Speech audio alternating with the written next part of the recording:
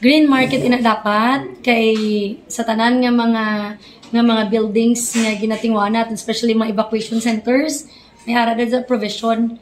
Natawag sila ng tubig, wala dapat mag-ilig lang plus solar panel. But hindi man na imposible nga i-solar panel kay pwede pa na dugangan sang pondo after matapos nilang project. I already called them several times and then I will call them again. Ang problema nato na mo sini, pila ka DE ang nag-agi. Halin sa kay DE Gustilo, hasta nga si DE Hipona, now, mas mayo ni subong ang DE ta kay maisog. So, kaluluoy ni siya. Kung tanong pa kapan-kapan sang problema nga iyagin salo.